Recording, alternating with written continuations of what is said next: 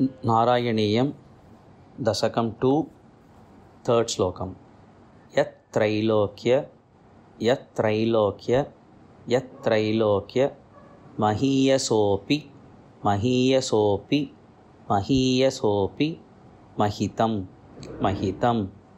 यत्त्रैलोक्य महीयसोऽपि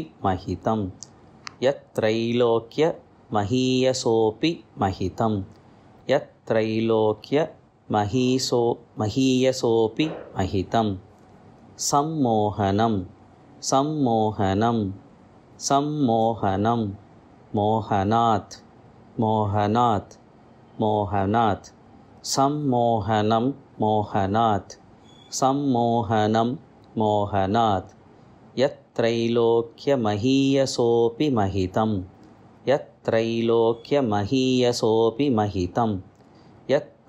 महीयसोऽपि महितं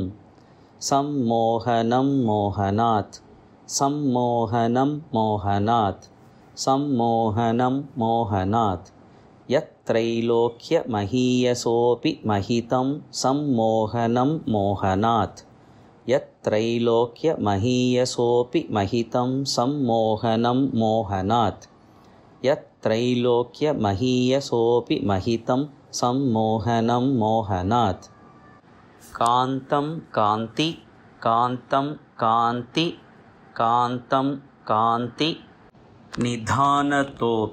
निधानतोऽपि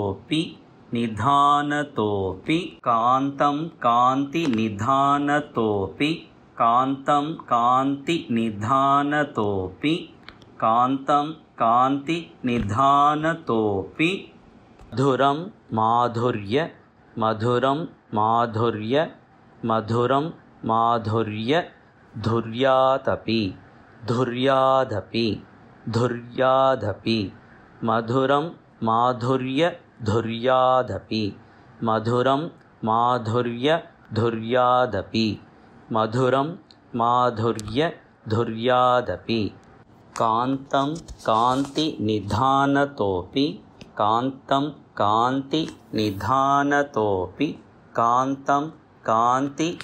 निधानतोऽपि मधुरं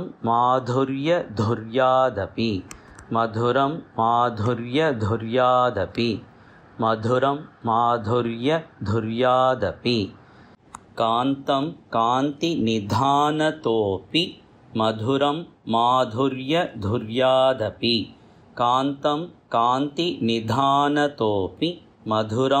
माधुर्य धुर्यादपि कान्तं कान्ति निधानतोऽपि मधुरं माधुर्य धुर्यादपि यत्त्रैलोक्यमहीयसोऽपि महितं सम्मोहनं मोहनात् कान्तं कान्ति निधानतोऽपि मधुरं माधुर्य धुर्यादपि यत्त्रैलोक्यमहीयसोऽपि महितं सम्मोहनं मोहनात् कान्तं कान्ति निधानतोऽपि मधुरं माधुर्य धुर्यादपि यत्त्रैलोक्यमहीयसोऽपि महितं सम्मोहनं मोहनात् कान्तं कान्ति निधानतोऽपि मधुरं माधुर्य धुर्यादपि सौन्दर्य उक्तरतः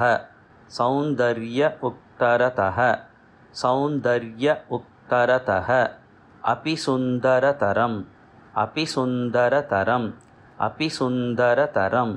सौन्दर्योक्तरतोऽपि सुन्दरतरं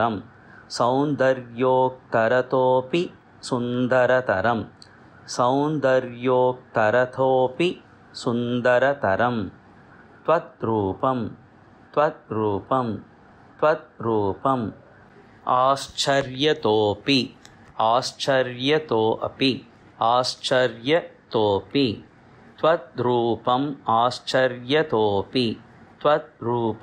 आश्चर्यतोऽपि त्वद्रूपम् आश्चर्यतोऽपि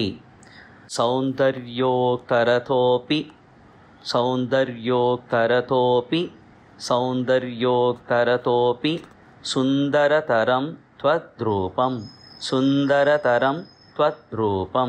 सुन्दरतरं त्वद्रूपम्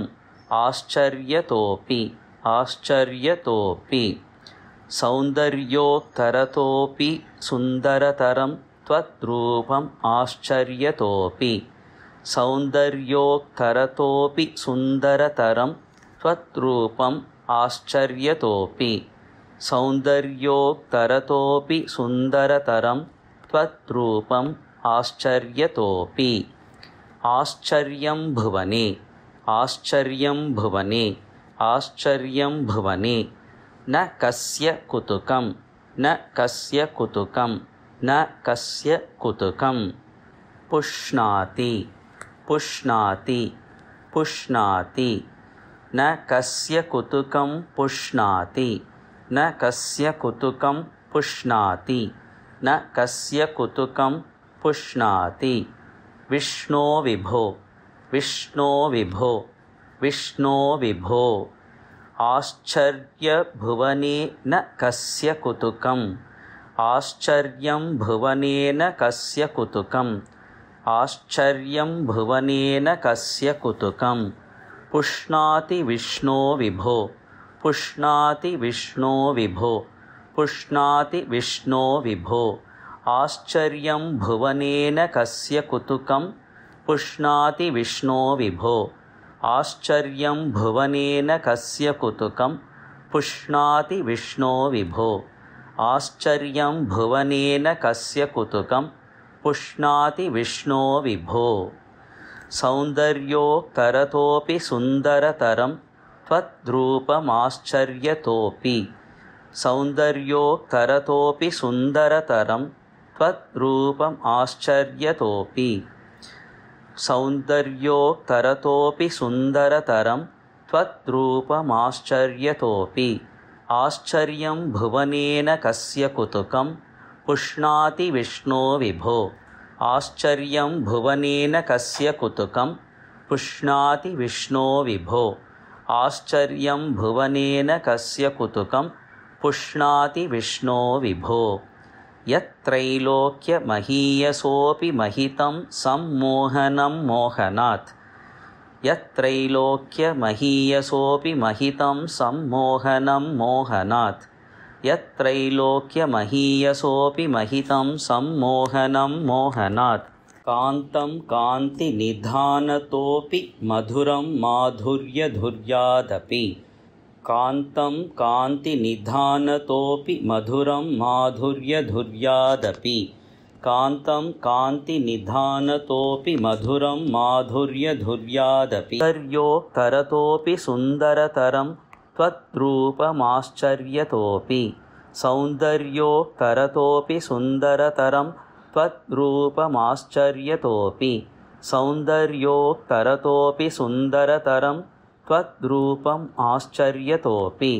आश्चर्यं भुवनेन कस्य कुतुकं पुष्णाति विष्णो विभो आश्चर्यं भुवनेन कस्य कुतुकं पुष्णाति विष्णो विभो आश्चर्यं भुवनेन कस्य कुतुकं पुष्णाति विष्णो विभो यत्त्रैलोक्यमहीयसोऽपि महितं सम्मोहनं मोहनात् कान्तं कान्तिनिधानतोऽपि मधुरं माधुर्यधुर्यादपि सौन्दर्योत्तरतोऽपि सुन्दरतरं त्वद्रूपमाश्चर्यतोऽपि आश्चर्यं भुवनेन कस्य कुतुकं पुष्णाति विष्णो विभो यत्त्रैलोक्यमहीयसोऽपि महितं सम्मोहनं मोहनात् कान्तं कान्तिनिधानतोऽपि मधुरं माधुर्यधुर्यादपि सौन्दर्योत्तरतोऽपि सुन्दरतरं त्वद्रूपमाश्चर्यतोऽपि आश्चर्यं भुवनेन कस्य कुतुकं पुष्णाति विष्णो विभो यत्त्रैलोक्यमहीयसोऽपि महितं सम्मोहनं मोहनात् कान्तं कान्तिनिधानतोऽपि मधुरं माधुर्यधुर्यादपि सौन्दर्योत्तरतोऽपि सुन्दरतरं त्वद्रूपमाश्चर्यतोऽपि आश्चर्यं भुवनेन कस्य कुतुकं पुष्णाति विष्णो विभो यत्त्रैलोक्यमहीयसोऽपि महितं सम्मोहनं मोहनात् कान्तं कान्तिनिधानतोऽपि मधुरं माधुर्यधुर्यादपि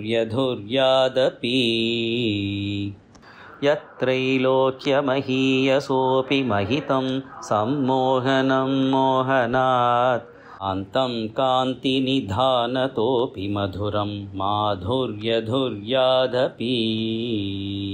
यत्रैलोक्यमहीयसोऽपि महितं सम्मोहनं मोहनात् कान्तं कान्तिनिधानतोऽपि मधुरं माधुर्यधुर्यादपि सौन्दर्योक्तरतोऽपि सुन्दरतरं त्वद्रूपमाश्चर्यतोऽपि आश्चर्यं भुवनेन कस्य कुतुकं पुष्णाति विष्णो विभो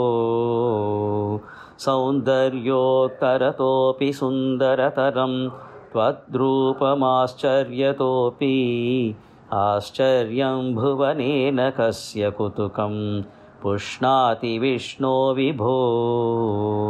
सौन्दर्योत्तरतोऽपि सुन्दरतरं त्वद्रूपमाश्चर्यतोऽपि आश्चर्यं भुवनेन कस्य कुतुकं पुष्णाति विष्णो विभो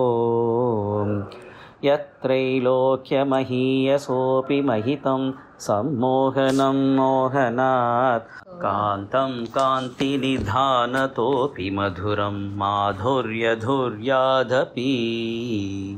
सौन्दर्योक्तरतोऽपि सुन्दरतरं त्वद्रूपमाश्चर्यतोऽपि आश्चर्यं भुवनेन कस्य कुतुकं पुष्णाति विष्णो विभो यत्रैलोक्यमहीयसोऽपि महितं सम्मोहनं मोहनात् कान्तं कान्तिनिधानतोऽपि मधुरं माधुर्यधुर्यादपि सौन्दर्योक्तरतोऽपि सुन्दरतरं त्वद्रूपमाश्चर्यतोऽपि आश्चर्यं भुवनेन कस्य कुतुकं पुष्णाति विष्णो विभो।